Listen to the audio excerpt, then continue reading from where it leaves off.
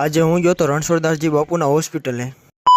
તો બધા મિત્રોને જય દ્વારકાથી છે ને જય માં શક્તિ. આજે આપણે જવાનું હતું હોસ્પિટલ, એટલે ભાઈબંધના માંજા કપડાં પહેરીને નીકળી ગયા હોસ્પિટલે જવા માટે. તમે ક્યારે ભાઈબંધના માંજા કપડાં પહેર્યા છે કે નહીં, કોમેન્ટમાં કહી દીજો.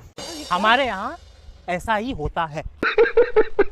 આપણને થતી ગરમી એટલે આપણે બે ગયા એસી વાળી બસમાં. ટિકિટે આપણા નામ નહીં નીકળ્યો.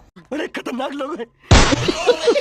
આપણે આવી ગયા આશીષ ભજીયાની અંદર. તમને એમ છે કે આ નકરું ભાઈબંધ નું ખાય છે, પણ નહીં, આજે ભાઈબંધ ને આપણે ખવડાવ્યું. ભાઈબંધ કે તારા પૈસાનું જાજાદીએ ખાધું એટલે બહુ મજા આવી. હલો, હું ભજીયા ખાઈ લો, પછી હું તમને કહું કે આજે આપણે ક્યાં જવાનું છે.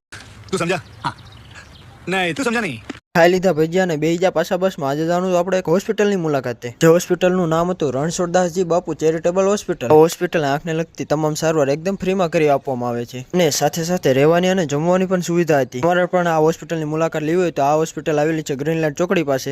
રણછોડદાસ બાપુની હોસ્પિટલનું કામ તમને કેવું લાગ્યું કોમેન્ટમાં કહી દીજો. હોસ્પિટલને નીકળી ગયા આપણે હોસ્ટેલ બાજુ જવા માટે અને બેસી ગયા બસની અંદર. તો તમને આ વિડીયો ગમ્યો હોય તો ચેનલને સબસ્ક્રાઇબ અને વિડીયોને લાઈક કરી દેજો. આ તો પાછા હવે નવા મિની વ્લોગની અંદર મળશું. આજે હું ગયો તો રણછોડદાસજી બાપુના હોસ્પિટલે.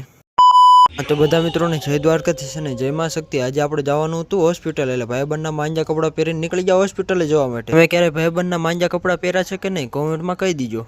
हमारे यहाँ ऐसा ही होता है. આપણને થતી ગરમી એટલે આપણે બે ગયા એસી વાળી બસમાં. ટિકિટે આપણા નામ નહીં નીકળ્યો. खतरनाक लोग हैं. આપણે આવી ગયા આશીષ ભજીયાની અંદર. તમને એમ છે કે આ નકરું ભાઈબંધ નું ખાય છે, પણ નહીં, આજે ભાઈબંધ ને આપણે ખવડાવ્યું. ભાઈબંધ કે તારા પૈસાનું જાજાદીએ ખાધું એટલે બહુ મજા આવી. હલો, હું ભજીયા ખાઈ લો, પછી હું તમને કહું કે આજે આપણે ક્યાં જવાનું છે. तू समझा? हाँ. नहीं तू समझा नहीं.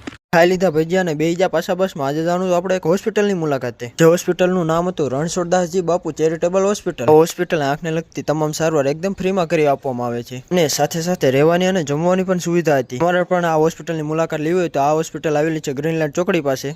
રણછોડદાસ બાપુની હોસ્પિટલનું કામ તમને કેવું લાગ્યું કોમેન્ટમાં કહી દીજો. હોસ્પિટલને નીકળી ગયા આપણે હોસ્ટેલ બાજુ જવા માટે અને બેસી ગયા બસની અંદર. તો તમને આ વિડીયો ગમ્યો હોય તો ચેનલને સબસ્ક્રાઇબ અને વિડીયોને લાઈક કરી દેજો. આ તો પાછા હવે નવા મિની વ્લોગની અંદર મળશું.